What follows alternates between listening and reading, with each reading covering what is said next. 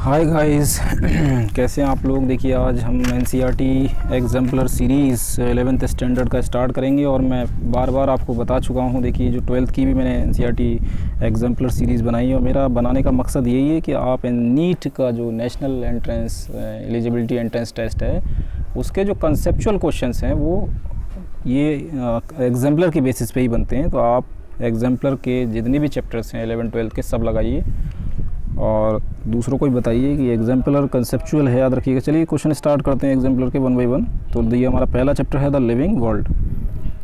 तो पहला क्वेश्चन क्या है, एज वी गो, पूछा जा रहा है as we go from species to kingdom in a taxonomic hierarchy the number of common characteristic.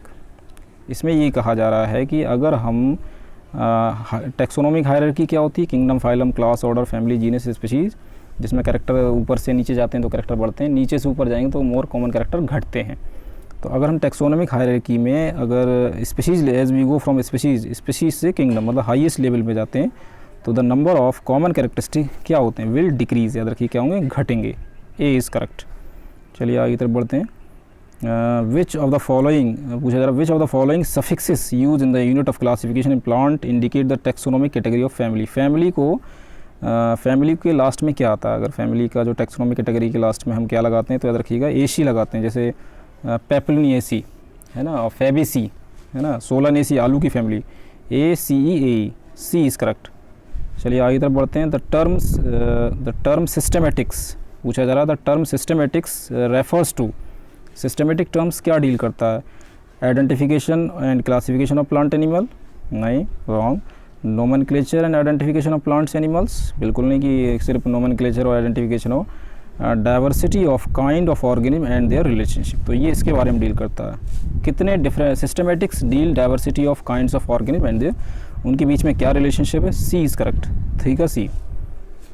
चलिए आगे बढ़ते हैं। जीनस रिप्रेजेंट, जीनस क्या रिप्रेजेंट करता है, तो एन इंडिविजुअल प्लांट और एनिमल, बिल्कुल नहीं, a collection of plant animal.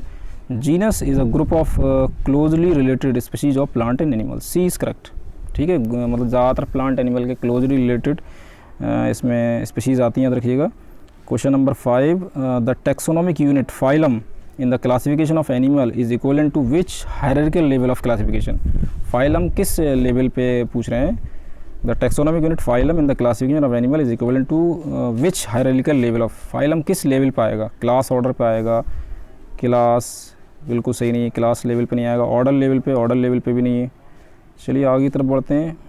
या फिर डिवीज़न लेवल पे आएगा, तो ये डिवीज़न लेवल पे आएगा, याद रखिएगा, सी इज़ करेक्ट। फाइलम क्या है, फाइलम एनिमल्स के लिए होता है, डिवीज़न प्लांट्स के लिए होता है। Botanical gardens, question number 6, and zoological parks have, botanical garden और जूलॉजिकल पार्क्स में क्या होता है, कलेक्शन ऑफ एंडेमिक लिविंग्स, बिल्कुल गलत, कलेक्शन ऑफ एक्जोटिक, बिल्कुल गलत, collection of endemic and exotic living species, इसमें एंडेमिक भी होती हैं और लिविंग स्पीशीज़ भी होती हैं, तो सी इज़ करेक्ट। चलिए आगे तरफ बाहर की स्पीशीज़ भी होती हैं और एंडेमिक में होती हैं जो खतरा है जिन्हें ख़त्म हो सकती हैं। Taxonomic keys is one of the taxonomic tools in the identification and classification of plant animals. Plants और एनिमल को क्लासिफिकेशन करने के लिए जो बहुत सारे टेक्सोनोमिक टूल्स का इस्तेमाल किया जाता है। It is use in the preparation of, किस चीज़ को प्रिपेयर करने में इसका यूज़ करते हैं, that is for the monographs और फ्लोरा एनिमल्स के लिए, both a and b, c is correct. इसमें मोनोग्राफ एक बुक होती है, याद रखिएगा वो, और फ्लोरा का भी इस्तेमाल होता है। चलिए question number 8, all living organisms are link to one another because, एक इंसान दूसरे से, कोई भी एक जानदार दूसरे से क्यों कनेक्ट है, why, they have common genetic material of the same type, बिल्कुल सही बात, they share common genetic material but to varying degree, variations होते हैं, और सबका जो ऑर्गेनाइजेशन है वो cell, all of these, D is correct, सारी बातें ठीक हैं। Which of the following is defining characteristic of living organism की डिफाइनिंग कैरेक्टरिस्टिक कौन सी है, तो याद रखिएगा growth is not a defining property, क्योंकि नॉन लिविंग माउंटेन्स ग्रो करते हैं। Ability to make sound non living object भी करते हैं। रिप्रोडक्शन में एक्सेप्शन है खच्चर, म्यूल, और ड्रोन जो है। रिप्रोडक्शन टू द एक्सटर्नल स्टिमुला, ये लिविंग ही करेगा, D is correct.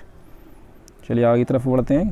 Question number 10, match the following, choose the correct option, आपको मैचिंग करनी है कौन सा सही है। तो अगर देखें फैमिली कौन सी है, देखिए फैमिली जीनस सोलेनम, देखिए जीनस जो हो गया आपका सोलेनम, तो ई का थर्ड हो गया, और ऑर्डर क्या है आपका पोलीमोनियल्स, ऑर्डर में पोलीमोनियल्स, और किंगडम जो आपका क्या है किंगडम प्लांटा, और स्पीसीज़ है ट्यूबरसम और फैमिली है सोलेनेसी।